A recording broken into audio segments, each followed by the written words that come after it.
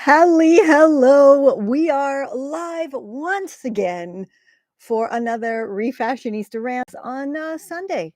And I don't know if you could hear my lovely Skelly boy there being a little bit ornery in the background. He just came down and, flopped down like big dogs do, right? Anyway, before we get started on this rant, I really want to know, where is everybody tuning in from? Where are you in the world? I myself, as you may or may not know, am in Toronto, Canada, and I'm always curious, where are people watching from? And I see Willow is here. Thank you very much, Willow, for joining my Rockin' Refashionista Circle. I hope you enjoy all of the posts and everything that you're going to get behind the scenes now, and also my sustainable style workshop, which you have access to now because you're a member of this channel. So hello and welcome. I'm very happy that you are here. And something else that I recently did, which I'm very proud of, is I have re-edited and re-released my thrifty nifty DIY gifts e-course, and it's only $34.99, and I will put it in the chat here if I can. Yes. And it has over 60 tutorials and loads of festive, thrifty tips. It's full of stuff, and it's a video course. Plus, you also get, ooh, let me just grab it here. You get the ebook version included in the course of this, my wonderful upcycled gift guide. So there's even more. There's even more tutorials and tips. And I just think it's great. And none of us have any money nowadays, right? I mean, I think it's this worldwide problem that we are all experiencing. And the billionaires who are hoarding all of the wealth, and then the millionaires who are doing their share as well, and then everybody else is kind of left, right? And so it's really sad that nowadays there really is no middle class anymore. It's like, you are wealthy, you have money, you can pay your bills and go to the supermarket and do all the things, or you're poor and you have to kind of scrimp and save and have so many different side hustles just to barely feed your family and pay some bills and then pay some rent, and then kind of, it's in German there's a saying, they call it flipping the coin, and that is something that I think a lot of us are going through. And that's another reason that I want to do this rant, is because it's very, like I said, it is a worldwide problem. And I'm just really so sick of living in survival mode. And I just want to say hello to Kathy from Texas. And I never know how to say your username. I'm sorry, Asurya, I'm not sure, but hello and welcome. And back to survival mode. Now, something that you may not know, or you may know about me, is that I, lived and worked around the world in Japan, England, Greece, and Germany.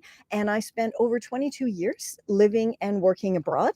I am Canadian. I was born and raised in Canada, but then that's what I did for a big chunk of my adult life. And pretty much in all of those countries that I lived in, I did all of this by myself. And it wasn't always easy, but I managed, and I was able to pay my bills and, do all the things, feed myself and live and all of this. And since returning to Canada, that's the saddest thing of all, is I'm now back in my home country, and it's just been difficulty after difficulty after difficulty. And it doesn't matter how hard I work, it doesn't matter how little sleep I get, it doesn't matter what I do, I can never get ahead. And it just seems like this is something that is happening all over the world now. And yes, it is down to crappy governments in a lot of places, but I think it also has to do a lot with this bizarre thought that the people who have the money deserve the most. And I simply can't understand that at all. This whole thing about, hoarding the wealth, and why do billionaires exist? Why? If I had billions of dollars, like, why wouldn't you just feed the world, for example? Why wouldn't you end homelessness? Why wouldn't you do so many things, and then you're still gonna be super duper rich? Like, it's just the weirdest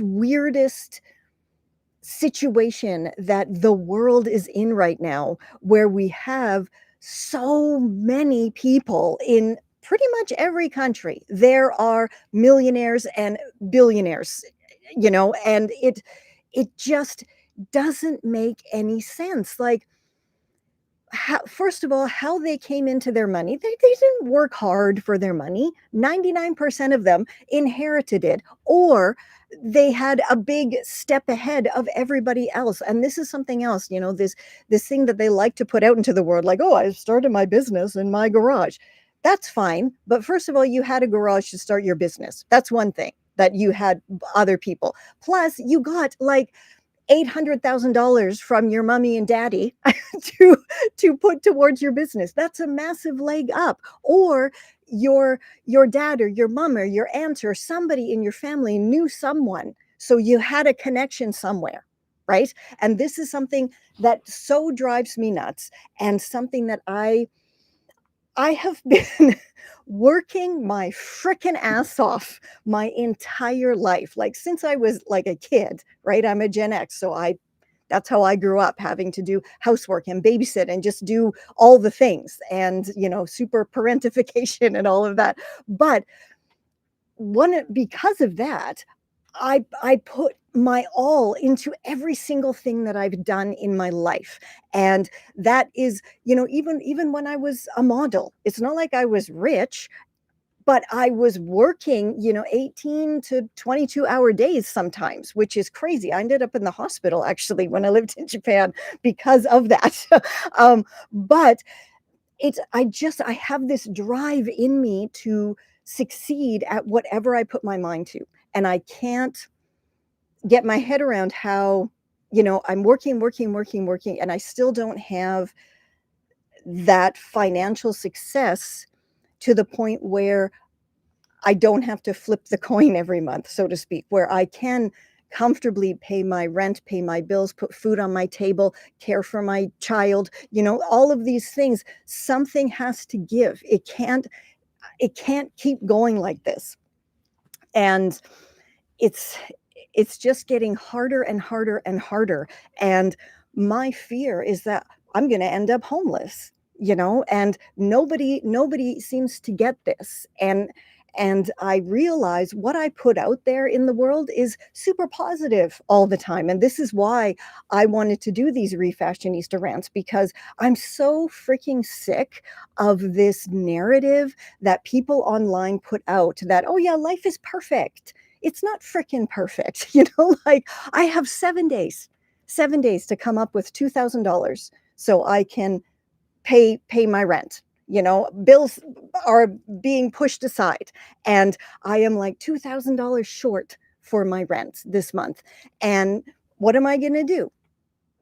What can I do? There's not a heck of a lot I can do beyond what I'm already doing, which is, I have different side hustles that I do. Um, yeah, sorry, I don't believe in manifesting. I That's a lovely comment, but yeah, I don't believe in any of that stuff. You can think of all the positivity you want, but at the end of the day, that's it's money isn't just going to rain down from the sky. That's you have to make the money somehow. And I've had people say to me, oh, start a GoFundMe and all of this. Why? I don't want free money. I don't want people to give me money. I want people to buy my stuff. That's what I want. I want people to buy my very reasonable ebooks and courses and all of this kind of stuff, buy the things that I make, and watch my videos. If you can't buy something, binge my videos, because that does help out behind the scenes, right? Like, this is all things that I understand that people who don't work online don't understand how everything works. But if you see, my videos don't get tons of views. Some of them do, but a lot of them don't. And when I am kind of competing with, other people who are making videos that get tens of millions of views, there's nothing that I can really do beyond keep pushing and doing what I'm doing. But then I also have to, do everything behind the scenes of living my life, right? This is like every day, just like you. I have to get up in the morning. I have to tidy my house. I have to do stuff for my child. I have to, all of these kind of things take time. I can't just 24 hours a day, 7 days a week be online doing everything. Um, and I've also, since 2017 to this day in 2025, I have been applying for jobs. There's nothing out there. And as I said in another live, if I do, manage to get an interview, it's always they don't end up hiring me because I have too much experience, which is a nice way of saying you're old, and these are all things that I don't know. When I was a kid, I never expected life to be as it is, and I don't think any of us ever ever expect life to be how it turns out to be. But I don't know. I'm really at a loss of what do we need to do collectively as a society, as human beings, to make life better for all of us. I mean, again, when you look at what is happening in the States, it's absolutely horrible. um, and it's very, very scary, and all of this, and it kind of distracts from what's going on in the rest of the world, which there's plenty of terrible, scary things going on. We just I don't know. Do you have any ideas? I'm kind of spinning out a little bit here, because there's just not, I don't know what to do. I guess this is the big issue that I have, because it just feels like I'm spinning my wheels. I'm spinning my wheels. Things are getting more and more expensive, and no matter what I'm doing, I can't catch up.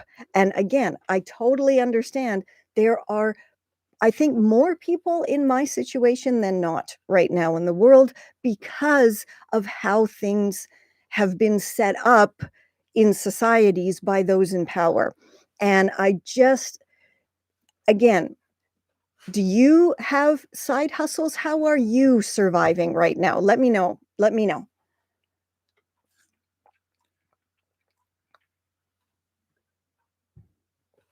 I think that there's a lot of people who are doing whatever kind of app jobs that they can do.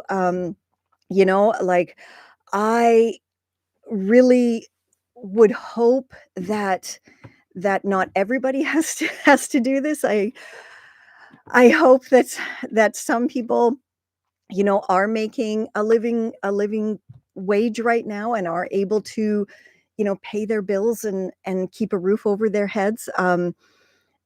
Again, as I keep saying, I know there's lots of people out there in my position who are like, every single month you're like, "Oh my God, am I gonna be able to have to pay anything, and am I gonna be homeless next month?" Which is a terrifying thought.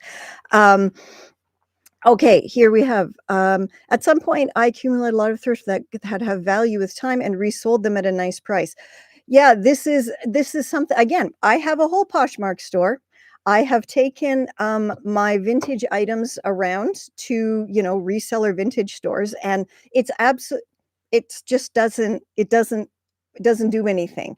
I'm not going to to sell my beautiful vintage dress that I know is worth more than $10 for $10. So then that vintage store, can sell it for $500. And the whole thing with selling things online and everything is it's like if people are you can't force people to buy, and like I said, like I'm doing the jobs of like 15 people every day and I'm one person. So I try every day to concentrate on something.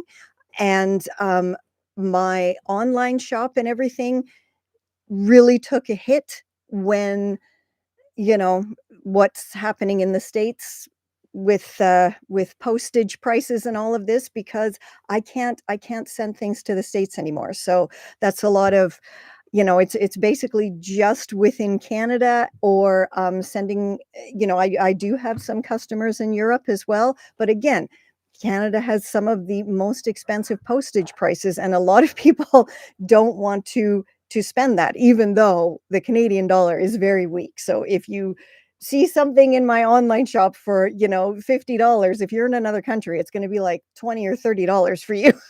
So um, I just want to read through the comments here. Give me one more second. Okay. Oh, so Anne is working at Dollar Tree. Mm-hmm. Um, Kathy. Yeah, it's very difficult when you literally can't work, like when you're physically unable to work, which I really like. Thankfully, I am able to work. But again, the problem is finding a job, like I've I think I'm the perfect person to work in a thrift store, for example. But I've tried so many times, and I think a big part of it is the fact that I I'm older, of course, and a lot of places don't want to have older people working there, which absolutely sucks. And again, ageism is real, especially if you're a woman. Um, and then on the other side of that, it's also the fact that if I would go and work somewhere for full time, like wherever, it doesn't matter where it is, then I would have to totally stop my refashionista stuff because there would be literally no time. Um, so that's another trade-off that I always have to think about as well, which is why if I can't get a job anyway, doing what I do, and I mean, again, the proof is all there of what I can do. It's all out there in the world. I mean, I would be a great guest person on a local talk show doing refashions and stuff, I think. Or the same thing at working at any kind of thrift store even. I've physically gone into thrift stores and spoken with managers, and I've spoken with even head office people and said, "Hey, I can come in once a week and do this kind of stuff and do a presentation or a demonstration or a little workshop or whatever."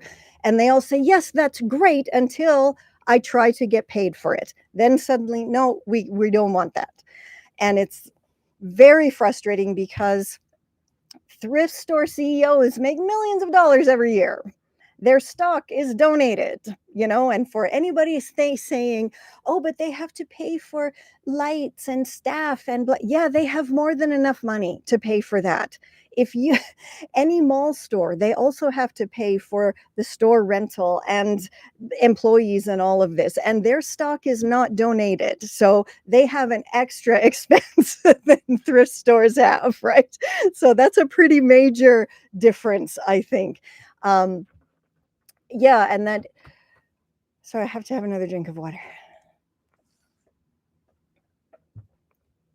The fact that, it's gotten so bad, that for the past, however long, I guess it's been almost a year now, that I have been doing clinical trials, um, to make ends meet, which is which again, things you didn't even know existed, right? Like I had no idea when I was younger that these things even existed.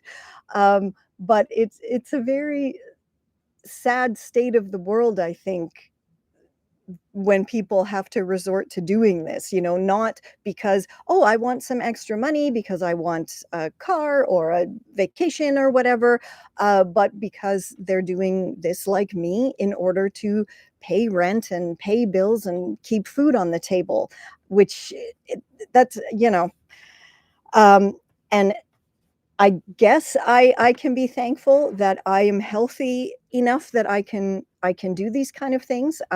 Actually, I'm going to be doing one coming up, but unfortunately, it doesn't get paid in time for me to pay my rent on time. It doesn't get paid till like the mid end of December. Um, so again, I have no idea how I'm gonna do December's rent, but I don't know. Anyway, uh, but this one that I'm going to be doing is for allergies, which um, when I went for the screening visit, they told me that I won the day because I had the biggest allergy reaction. So I definitely got in that because I had such a huge reaction to the allergy that they're testing this medication for. Um, and again, it's just very, very bizarre to think of all the different things I've done in my life, and this is what I'm doing now in order to make money. And again, it is I keep saying this because it's so very true. I'm not the only person in the world going through this.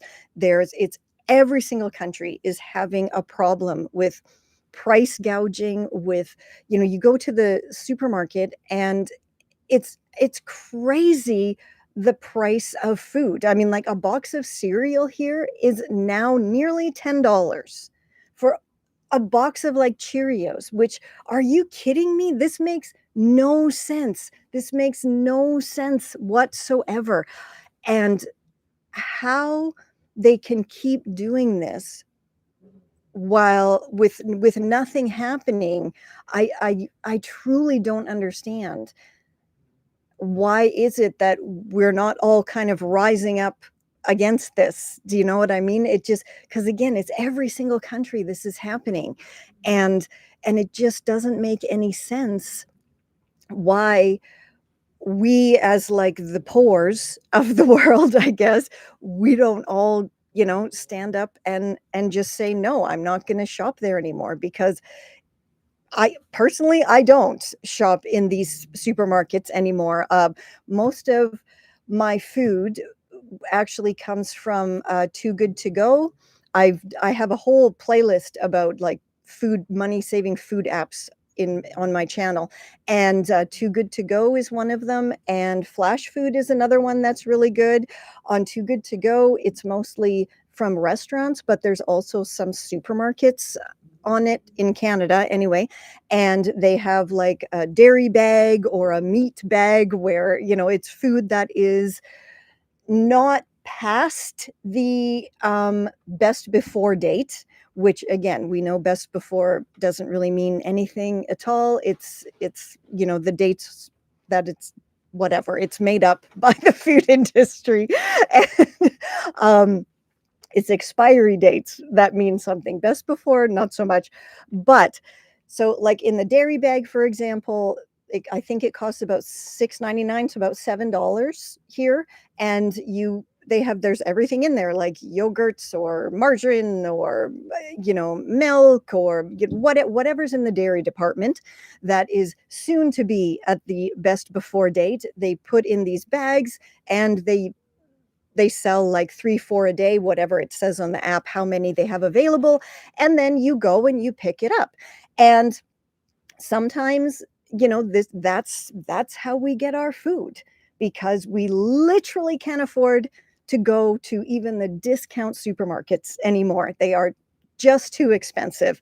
And getting something like $7 for the dairy bag, and then I think it's about $10 for the meat bag, and there's usually chicken or pork or bacon or whatever they put in there, but it's a lot. A lot of them, they put a lot in there, and it lasts us more than a week usually. They're very Kathy's just saying Too Good To Go in Texas, where she is very limited. It's lots of convenience stores and donuts.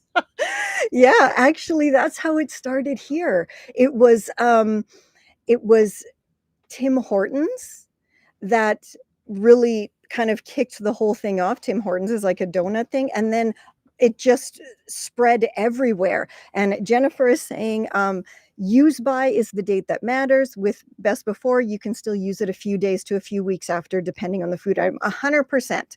And something that I learned because of all of this is yogurt, especially yogurt, lasts so much longer than that best before date. And also, it was so maddening to think that so many times in my life I didn't realize, that, and you go by the best before date and you don't buy it because it's on sale and stuff. And now I know, no, that's all just made up hooey from from the billionaires who own the supermarkets, right? Also, flash food, they pretty much, it's I don't know, you don't. Sorry, gonna have some more water. So, flash food in Canada is mostly for like not low end at a discount supermarkets. There's a lot of them on there.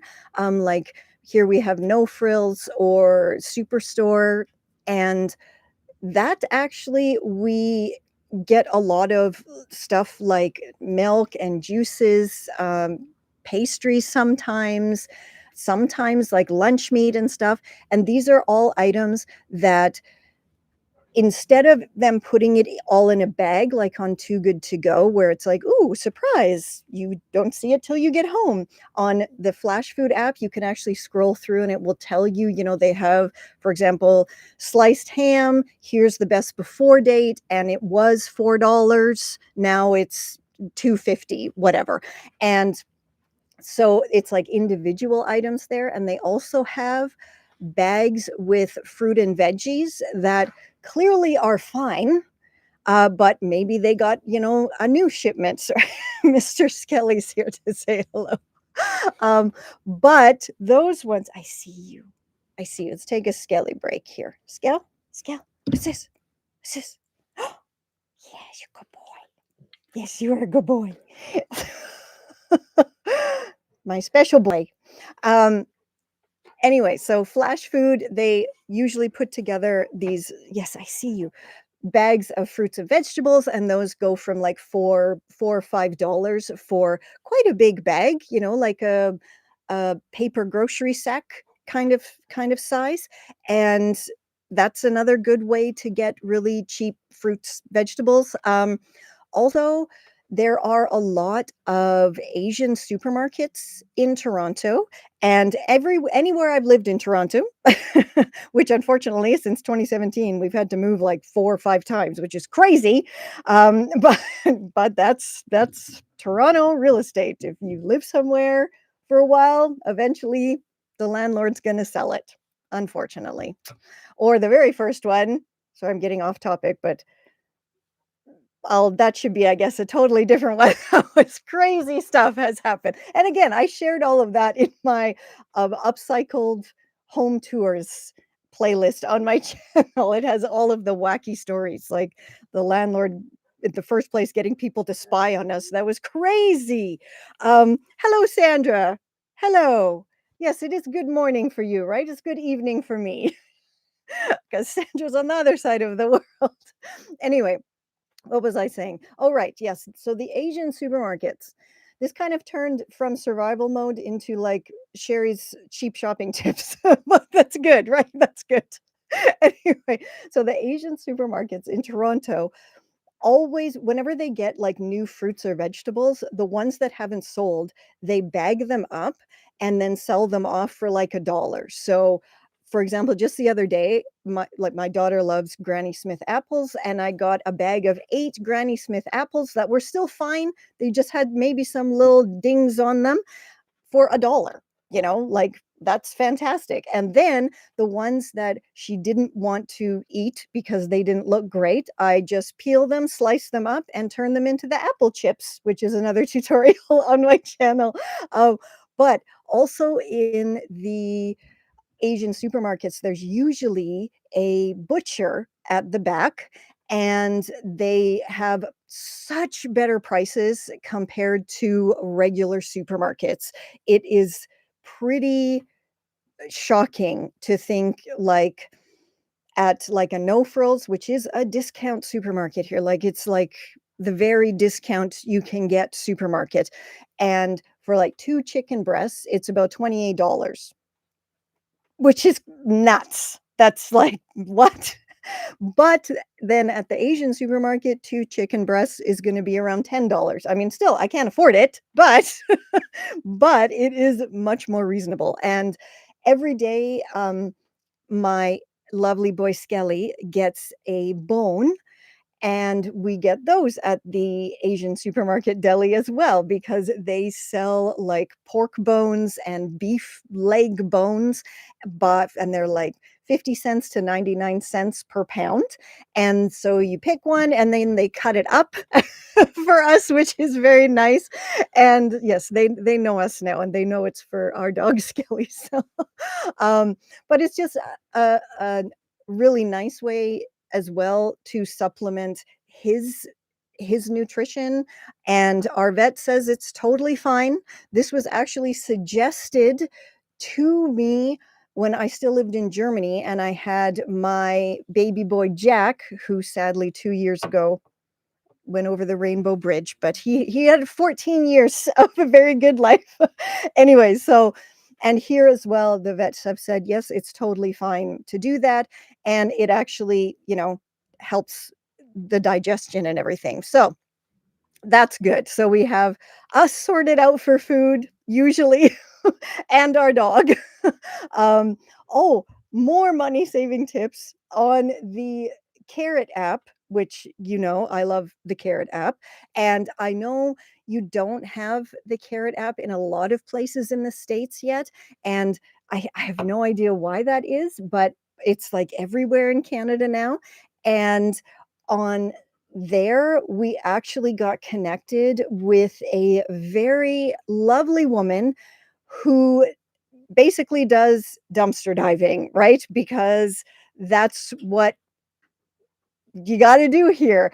And she always has like big bags of pet food and dog food that are not even near the best before date. I have no idea why the pet stores are throwing this stuff out, but they are. And so we get very high quality pet food from her for, 10 or $20 for like a huge 35-pound bag. So that's pretty amazing too. I mean, definitely there are ways to save money and to still live okay, but I don't know how much longer um this can go on.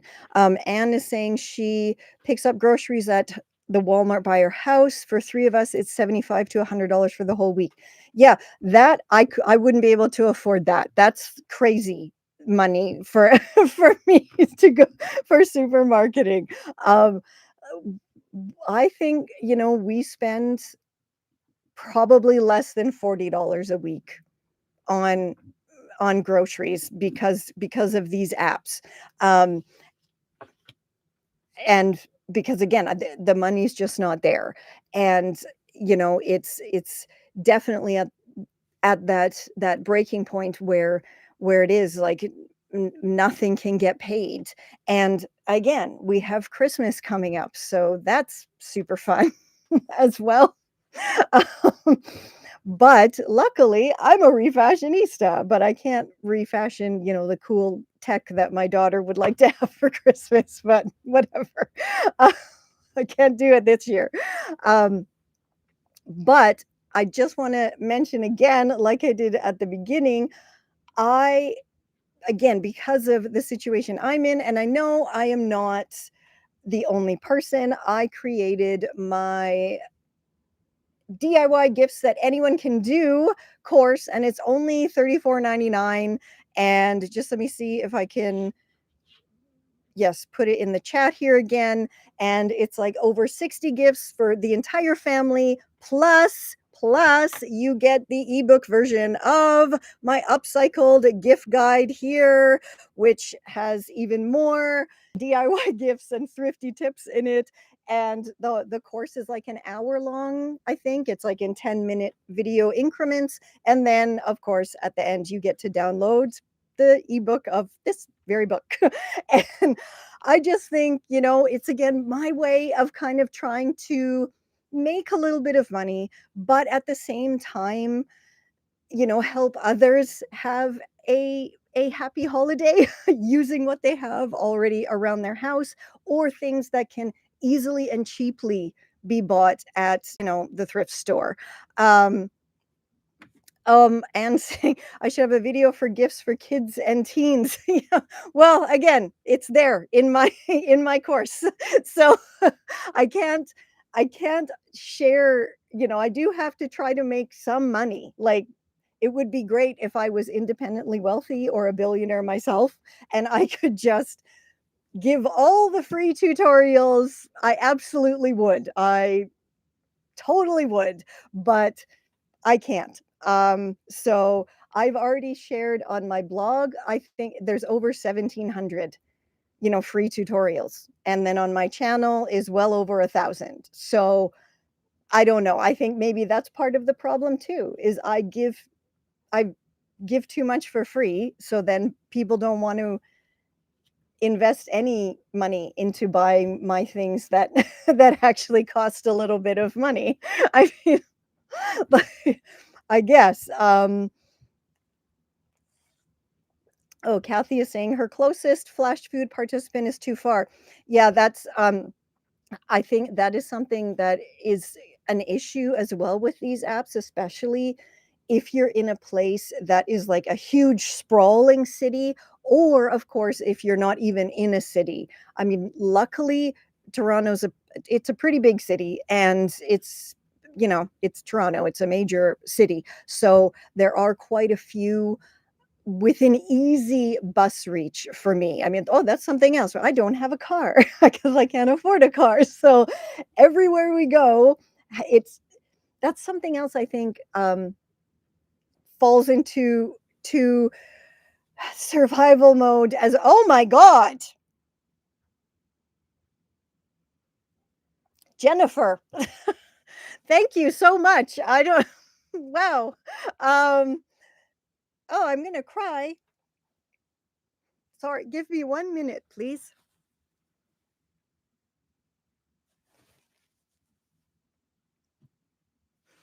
Okay. Ah, Jennifer, thank you so much. Jennifer has been on this refashionista journey with me for a very, very long time. And she pretty much knows all of the highs and the lows, and all of the stuff, I think. And that was very surprising and very generous. And sorry, thank you so much. Ah, this is, oh, this live itself is up and down and up and down. It's very emotional today, I think. Woo. Um, I'm going to try to read her comment with her very generous gift. So, Jennifer wrote, "You bust your tail with your free tutorials, and you're one of the few creators who hasn't sold out with shilling rubbish. I hope this helps." Well, yes, it definitely will. Um, and again, I don't know what to say. That's just very generous and very kind of you. Um, you can go and buy my stuff. That's better. But thank you. Thank you again. Oh my goodness. This is wow. Okay. Try to calm down a little bit here. Okay. Anne says, "My daughter's into Minecraft, so I'm making paper crafted Minecraft minifigures for her and a whole city. All it needs is a printer, scissors, and glue." Yes, that is very good advice. I am also doing a lot of handmade and refashionista nifty gifties. And luckily, I am the type of person that throughout the year, if I see something that I think somebody on my gifty list would like and I can afford it, I will get it. And then it just stays up in my closet until it's time for a birthday or a Christmas. so, so luckily, I have a few things that I've already kind of squirreled away, hidden in my closet for her. But I definitely think that this year of all years, I think there's so many of us that are going to be, using what we have to make what we want. And I really do see a bit of an uptick in my analytics behind the scenes. And it's interesting, Anne, that you say that about like the teens tutorials and everything, because a lot of it is like my older tutorials when I was making um more kind of kid things, because my daughter was quite little. She was very little when I started my blog, and then she wasn't much older when my channel came after that in 2013. um so I do have quite a few tutorials on my blog and on my channel for things for kids. And because again, I was just making stuff for her.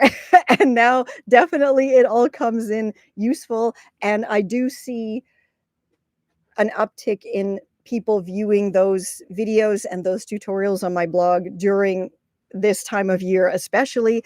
And it's especially the biggest uptick this year. And again, I think it's because we are all in survival mode. Nobody has anything beyond what they have, right? And I keep saying over and over, it's very, very sad that there's so many people in the world hoarding wealth. Like, it's, on the one hand, I totally understand you don't get to be a billionaire if you're not an asshole, right? It's like, you don't. That's just that's how it is.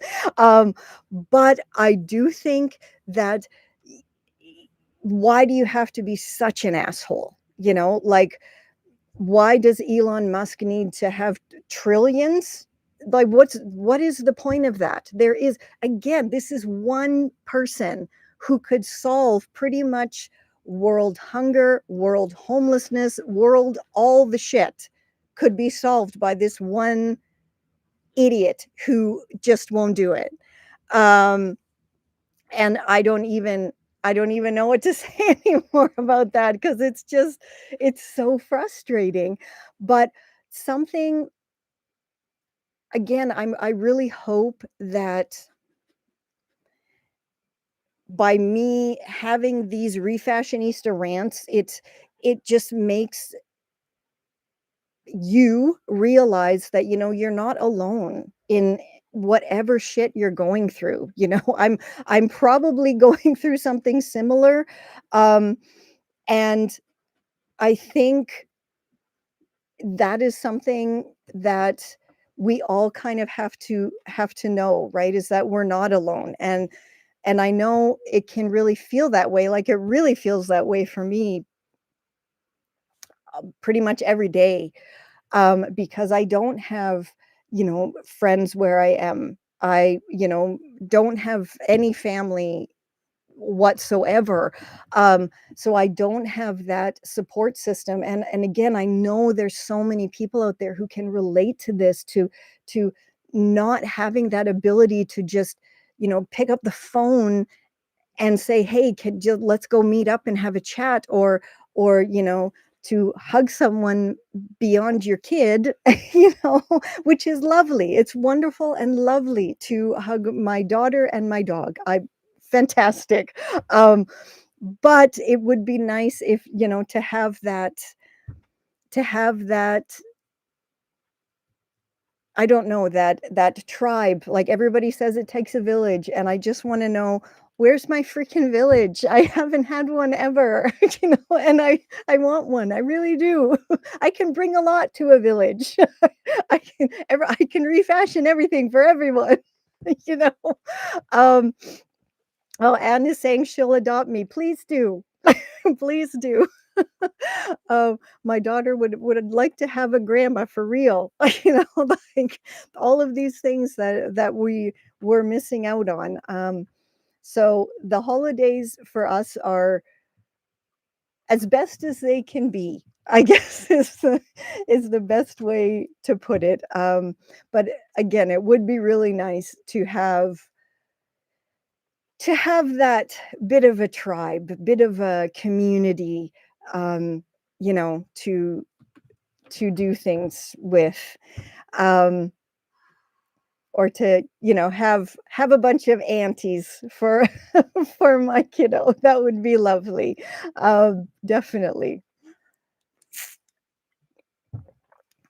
Um, is anybody else kind of on their own and feeling very adrift at sea? I mean, the title of this whole Refashionista Rants was survival mode, and I think, as I keep saying, there's more people in survival mode nowadays than not, and it's not just about finances, behind the scenes. Hey, Surya, if you get to Toronto, I will give you the biggest hug ever. Or maybe you're in France, right? Maybe we'll go to France. Just leave this place altogether. I am so close. Oh, if I had the money for real. Um, what was I saying? Um, totally lost. Sorry. Perimenopause. That's something else too. Going through all the perimenopause crap, totally alone is pretty crappy too. But again, at least there's TikTok. And I do have my wonderful community on YouTube, which is, when I wake up in the morning, and I wake up like between 4 and 4:30, a very early riser, one of the first things I do is check my comments on YouTube. And it is always really such a good pick me up to get these lovely comments, even if it's just from someone passing through my channel and they see a tutorial and just write like, wow, I love this. It's it does something to me. It gives me that little bit more. Oh, let's try, let's keep going, because I know that at some point, hopefully 2026 is finally going to be my year. At some point, the world is going to change enough, that the refashionista revolution can carve out our little niche, in there, because that's all we need. I don't want to squash capitalism, but that would be great if we could do that.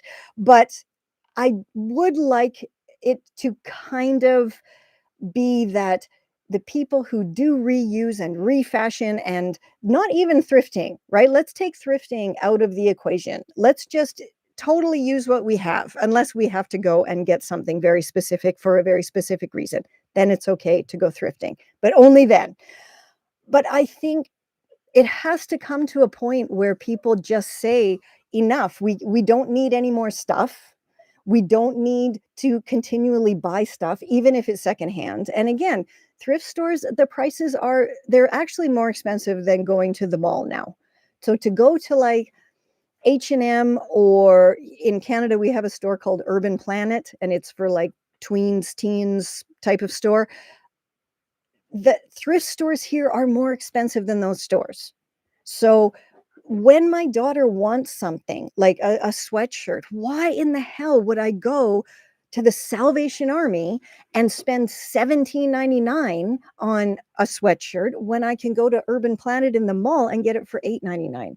It's horrible, And it really makes my heart sick because I have always been such a champion of ethical fashion and sustainable fashion, and stores, like H&M or Urban Planet, whatever, they're not sustainable or ethically made, but that's what is affordable.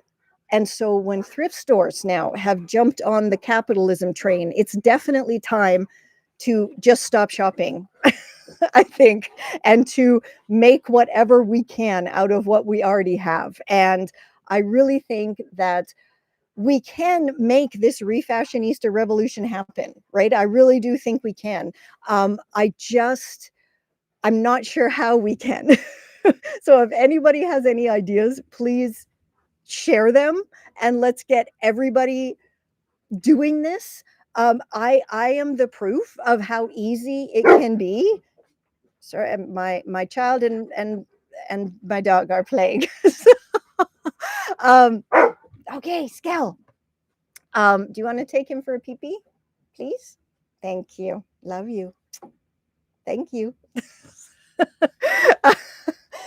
So I think that one of the main ways that we can get more people trying to refashion is if I could kindly ask you to please share like my no-sew tutorials in particular with your online circles, because one of the biggest roadblocks I think that people run into is I can't sew. And it's like, I couldn't sew either till I was 38 and I taught myself.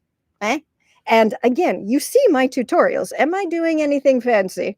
No, nothing. The most I do is a zigzag, right? So again, if I can do this, anybody can do this. It is not difficult, but by sharing my no-sew tutorials in particular, or like the home hack tutorials as well. Anybody can paint something, right?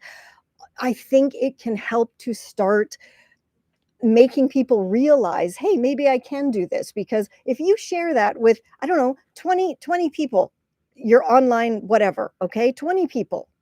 And if one person clicks over and then goes to my channel and subscribes, that's one more subscriber. That's like a quarter of a penny more for me, right? And it's also how YouTube works is it's more about the views on your videos and the watch time on your videos than the number of subscribers. But it's all connected because the more subscribers you have, the more your video will get pushed out, and then the more people will see it and view it, etc., etc. So it's this whole mixed up, terrible universe that I've gotten myself into. But at the end of the day, I am getting up to 19,000 subscribers. So that's pretty good. If only I could get all of them to watch my videos, it would be fine. Because my videos now get between 200 and 1,000 views, which is just not enough. So definitely please do share and like and comment and do all of the things. And let me know what your survival mode is. What's going on with you in your life? If you had to pick one thing that you need a bit of a big Canadian bear hug for, what would it be? And I will definitely send you my big Canadian bear hugs, because I got tons of them. Jennifer's just saying, leaving comments on the videos help as well. It shows engagement and helps push the video. Yes, 100%. Every kind of social media nowadays works on AI algorithms, right? It's not people anymore. It's literally everything is AI algorithms. And so if um, you are telling the AI, hey, I like this video, and if enough people are saying, yeah, I like it too, it pushes it out, because it's like, hey, lots of people should see this. The same goes, it doesn't matter if it's a good comment or a bad comment. The algorithm doesn't really care. And sadly, yes, liking the video, Anne, absolutely. Sadly, hate comments actually seem to push things out more. And if you've ever been on Facebook, you know that. I have a video on Facebook, and I keep thinking to do a to do a troll time on, because this video, it's like, I don't know, it's got like millions of views on it, simply because of all the hate comments my short little fun video got. And it was a video where I was showing thrifting the spoon rack, and then how I hung it up in my room and used it as a necklace holder. It's that video. And you think, what's wrong with that? Why hate comments? Because I filmed that video, I think 2022, 3, around there. And what was happening at that time? The pandemic was happening at that time. And so what was I wearing in the thrift store? I was wearing a mask. And so the first 5-second clip of that video of me simply reaching, picking up that and going, smiling to the camera, but I'm wearing a face mask, caused enough people to be pissed off that now has millions of views on Facebook and so many comments. Yes, rage bait. Yes, Jennifer, 100% rage bait is the name. That is totally what it is. And my daughter always tells me, you do that, you need to do it, but I don't know if I have that in me.